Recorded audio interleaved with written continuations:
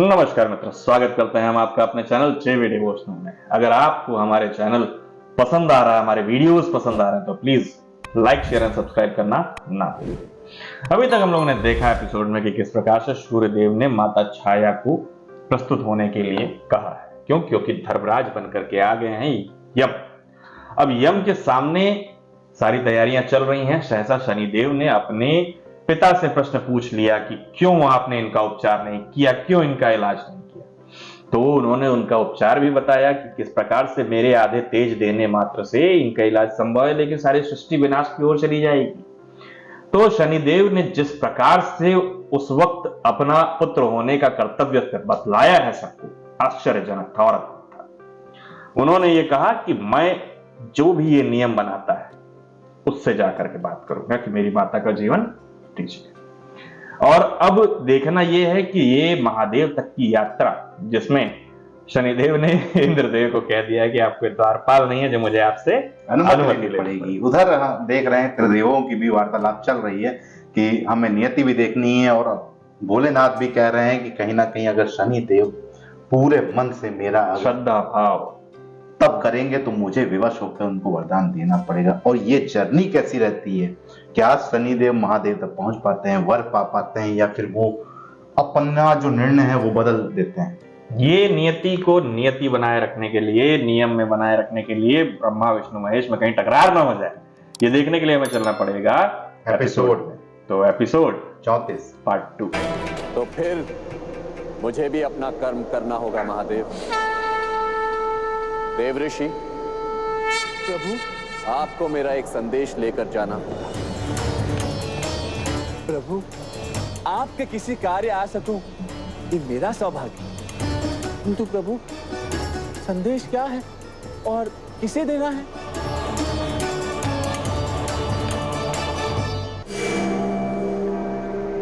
तो क्या निर्णय लिया आपने देव? क्या आप मेरी सहायता करेंगे? तुम अपने हट का मार्ग छोड़ क्यों नहीं देते शनि? महादेव है वो, अपनी इच्छा से अवतरित होते हैं, उन्हें मिलना सरल नहीं है। तुम्हारे पिता उचित कह रहे हैं शनि। महादेव तुम्हारी प्रतीक्षा में बैठे नहीं रह सकते, उन्हें पूरी सृष्टि संभालनी है पुत्र। और मेरे पास संभालने के लिए केवल मेरी माता है। देवों के उत्तरदायित्व पर बहुत वार्ता हो चुकी है माता। अब एक पुत्र को उसका कर्तव्य निभाना है। हट और कर्तव्य में अंतर होता है शनि। अपने बड़ों का उत्तरदायित्व समझने की चेष्टा करो। उत्तरदायित्व ही समझ रहा हूँ नानाश्री। आपके पास माता का उपचार नहीं, सूर्यदेव के पास माता का उपचार नहीं, तो मेरा उत्तरदायित्व है कि मैं माता का उपचार स्वयं ढूंढूं। मुझे महादेव के पास जाना है देव, मार्गदर्शन करें। यदि हट कर ही चुके हो तो मेरी अनुमति की आवश्यकता क्या है? मैं अनुमति नहीं, मार्गदर्शन मांग रहा हूं। मार्गदर्शन चाहता हूँ देव। मेरी अनुमति नहीं चाहते तो मैं अपना मार्गदर्शन नहीं दे सकता शनि। तो आपके मार्गदर्शन की भी मुझे कोई आवश्यकता नहीं। भाई यार बहुकाल दिखाया एकदम। लक्ष्य उन्हें नहीं मिलता जो मार्ग पूछते हैं, लक्ष्य उन्हें मिलता है जो मार्ग ढूंढते हैं, जो मार्ग खोजते हैं। गजब संगीत है। और ना मिले तो मार्ग स्वयं बना लेते हैं।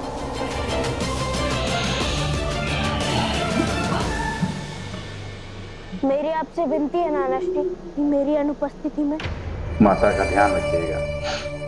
मेरी माता के स्वास्थ्य का आप स्वयं ध्यान रखें। बस अच्छा यम, केवल तुम ही संसार के एकमात्र पुत्र नहीं हो। इसी माता का यहाँ पर एक और पुत्र उपस्थित है, उन्हें संभालने के लिए। कहाँ कहाँ है पुत्र? कहाँ है पति? मुझे तो यहाँ सब केवल देव ही दिखते हैं, अपने अपने उत्तरदायित्व से झुके, अपने अपने बंधनों से बंधे। ठीक है शनि, मैं संज्ञा का ध्यान रखूंगा।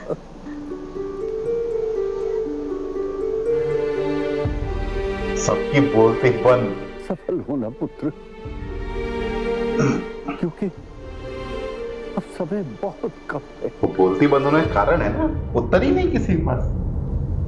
कितना समय है नाना श्री? 5 दिन। ये बहुत कम समय है यार। 5 दिन देवी संध्या का आगमन होने वाला है। शीघ्र 1 से 2 एपिसोड में देखने को मिल जाएगा।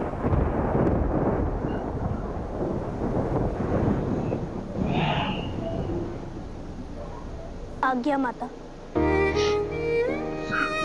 प्रतियोगिता में 20-25 दिन लगे। अभी अपनी माता को छोड़ कर बस चले जाओगे। जाना होगा माता, ताकि सदा आपके साथ रह सकूं। और यदि मैं आपके साथ रहने में सक्षम ना हो सका तो मैं लौट कर नहीं आऊंगा। यार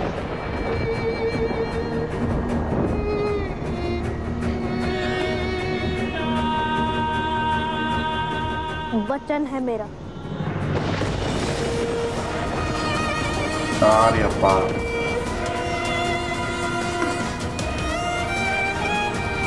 पता माता को बहुत आना पड़ेगा भाई।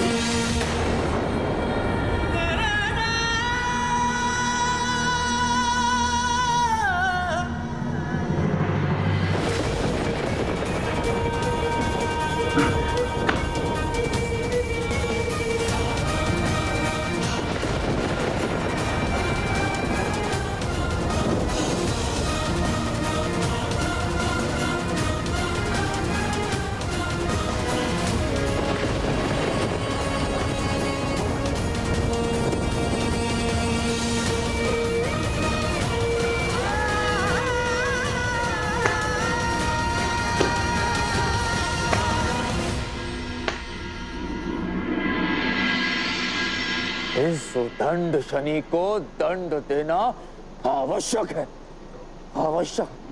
अलग ही कॉन्सेप्ट में चल रहा है। हर बार ये हम देवताओं के सामर्थ्य को ललकारता है, हर बार कुछ ऐसा करता है कि हम देव इसके समक्ष बौने हो जाते हैं। तो वो एक बालक पर इतना क्रोध देवराज को शोभा नहीं देता। देव गुरु नारायण नारायण। अच्छा इन्हीं के लिए भिजवाया भाई मैसेज। लग तो रहा है क्रोध में बड़ी ऊर्जा होती है देवराज इंद्र, और अपनी अमूल्य ऊर्जा को इस प्रकार व्यर्थ करना शोभा नहीं देता। को शोभा नहीं मैं समझ देता। गया भाई। ये भगवान विष्णु का संदेश है कि ताकि अवरोध पैदा कर सके, आप रोकिए। कोई और मार्ग भी तो शेष नहीं है देव ऋषि। आपको मार्ग दिखाने के लिए ही तो स्वयं श्री प्रभु महाविष्णु ने आपके लिए एक संदेश भेजा है।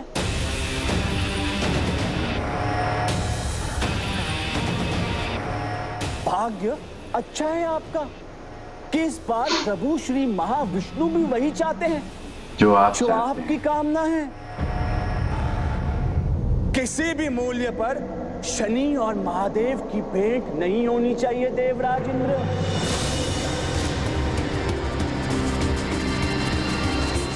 महाविष्णु की आज्ञा तो क्या मैं उस शनि को दंड दे सकता तो मैं सारी हदें पार कर देवराज जाऊंगा। इंद्र, दंड उसे दिया जाता है जिसने कोई अपराध किया हो, परंतु अपनी माता का जीवन बचाने की चेष्टा करना कोई अपराध नहीं। कोई अपराध नहीं है देवराज इंद्र।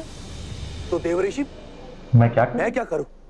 यदि निर्णय लेने का इतना ज्ञान मुझ में होता तो मैं देवर्षि नहीं अपितु देवराज होता। पद के हिसाब से बात करिए। देवराज को क्या चाल चलनी है ये आप जाने, किंतु प्रभु श्री महाविष्णु का केवल यही प्रयोजन है कि शनि महादेव तक ना पहुंचे। नारायण नारायण। निश्चिंत रहिए देवऋषि, मैं शनि को कैलाश तक नहीं पहुंचने दूंगा। और वैसे भी शनि को महादेव तक पहुंचने के मार्ग का ज्ञान नहीं। जब वो चक्रवात के षड्यंत्रकारी को खोज सकता है, कैलाश का मार्ग खोजना उसके लिए कौन सा कठिन कार्य है? एकदम संदेश जले पे नमक। ये काम नारद मुनि ही अच्छे से कर सकते हैं। देवऋषि, कोई भी देवलोक में शनि को कैलाश का मार्ग नहीं दिखाएगा। किसे ज्ञात देवराज इंद्र कैलाश का मार्ग खोजते खोजते कहीं शनि पाताल लोक न पहुंच जाए।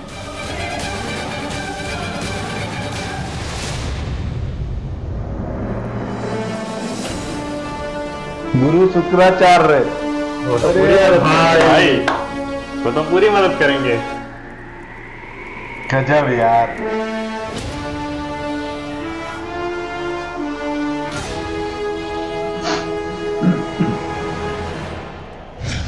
काकोल नहीं अच्छा, बटरफ्लाई,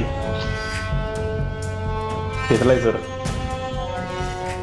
रुक जाओ बालक, यहाँ किसी भी देव या देव पुत्र को आने की अनुमति नहीं है।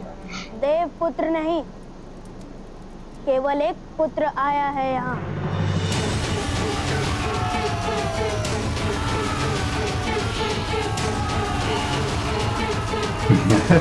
हड्डी लेके सब, हड्डी हथौड़ा सब।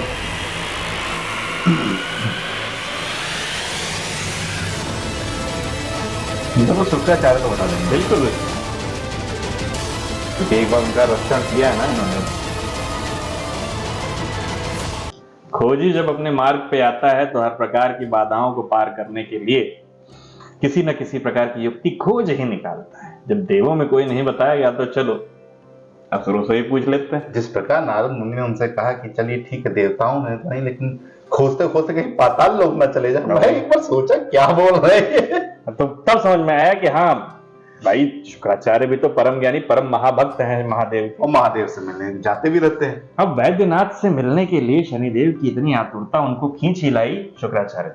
जर्नी देने लायक होगी। अब क्योंकि अघोर पैदा करने के लिए स्वयं भगवान विष्णु ने इंद्र को अनुमति दे दी है। और जो इतनी मतलब उनके प्रति इतनी नफरत रखे हुए हैं मन में कि वो कुछ भी कर सकते हैं, अब तो भगवान की जब आज्ञा मिल गई तो क्या क्या करेंगे ये देखने लायक होगा।